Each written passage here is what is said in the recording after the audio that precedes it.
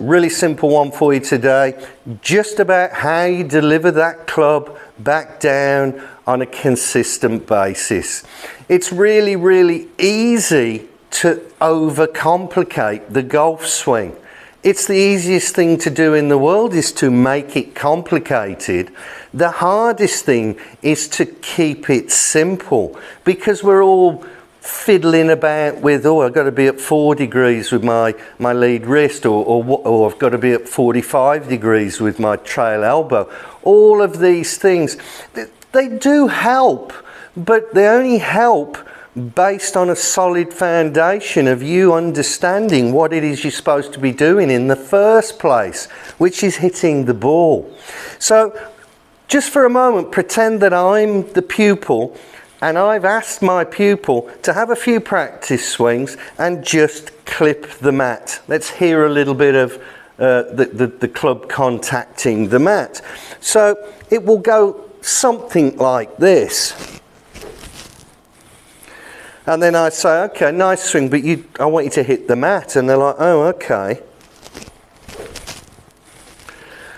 And it may take 10 practice swings before I hear that little thump down. Now that's quite astonishing if you think about that. 5, 6, 7, 8, maybe as many as 10 goes, maybe more sometimes, before they actually hit the mat. Now there's no ball there. Now you'd say to this person, that's quite a nice golf swing you've got there. To my pupil, looks really good. But if the ball's there, that swing is just going to hit the ball halfway up. It's going to be quite toppy. Now, when we hit it, there's got to be some. If you don't get that, you're not going to hit the ball properly. I promise you, you won't. And that attitude just to deliver the club, just, if you like, throw it down, release it down, unhinge it down. Don't think about what you're doing too much with the wrists. You can work on the positions. Yes, I agree. But why are all the tour players, why have they all got different golf swings? Pretty much. But they get this thing back to the ball really, really well, almost all of the time. So which swing do we copy? Well, of course, we copy Tiger Woods in his early 20s if you really want the answer to that one. But if you take Tiger out of the equation, they've all got different swings. Fred Couples, Jim Furyk, they're all different. So from there up, just do the best you can. Have some lessons from your local pro. Work on the bits, that's fine. Same as we're going through. Work on getting that nice leg action through to the finish. That's good. But then when we go out and play, we're no longer practicing. This is for real. So now you've got to think, hit the ball. So we want that.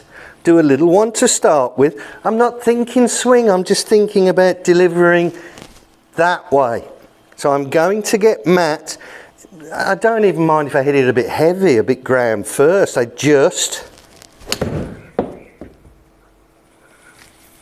not bad, a little bit of a fade on it, that's fine. Keep fading it one after the other, then you play with that. Depth through the shot, yeah, I like that. It was good. Depth out here. Now people will say, well, how'd you get that depth?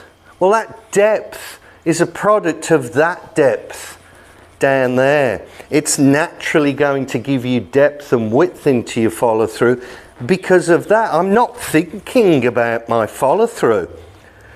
But if I now adopt my pupil's attitude, let's say smallish swing. So this is my pupil swinging now, and we've been asking him to try and get the ground. That's as good as he will do. That's fantastic. There was no ground. It was a little bit up into the ball. Swing will probably look similar. Yeah, but you can see the follow through was here. Now they will look at this in video or when they're having a lesson, and they know that there should be a wider through part, and they work on that, but that isn't the problem. That's the outcome of what happened earlier on. So you have to figure out, well, what did I do wrong earlier on? So if I can find that out, change it, it will then automatically change this position as you're going through the golf ball. So this is just really super basic, simple. Hit the ground. Don't be afraid to hit the ground first. You're just getting used to this downward motion, and you keep doing, if you keep hitting the ground first, you're doing something correctly every time. Yes, it's not correct because you're hitting the ground first, you want to hit the ball first, but it could be ball position.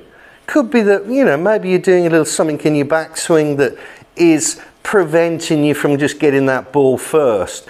But just learn this downward motion, and you can see just from that action, it looks like it should look, but I'm not trying to make myself look like that. I'm just concentrating on delivering down every time. Yes, I can work on the bits. Maybe I'm fading it, maybe I'm drawing it or hooking it, but I just want to hit the ball well and then work from there. But you will never hit it well. That last shot I just hit, that was fantastic for the wrong method. So let's do another one. So not a big swing, but I'm really going to get this mat.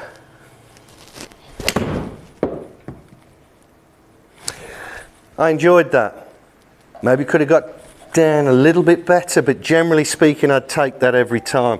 152-yard carry with quite a small action, but you could see that follow through there wasn't this sort of action, because this is this sort of, oh, I've got to get the ball up. And it's the number one fault in golf that I've seen through my career is it starts up here. The mentality, the perception, the conception of how you're supposed to hit it. And it really is, key word, top of the list here, the big heading is down. There has to be down motion. And here is down, that's going down and through. But hitting the ground is correct. Even if it's just a little tickle, that's fine, but you must get ground contact. Probably the only club you're not going to get ground contact with, or two clubs, is potentially your putter and your driver. But your driver, you're still not trying to hit the ball up. You're positioning the ball forwards in your stance in order to make sure you're catching it a little bit on the upswing. Just go and practice this, little swings, hit the mat. Ball mat is what we're after, ball mat, every time. And you will play so much better, I promise you, you will. Leave me a comment, let me know what you think about this. Go and practice it and leave me a comment. Give me a like, give me a share, and of course, please subscribe to the channel. Thanks for watching.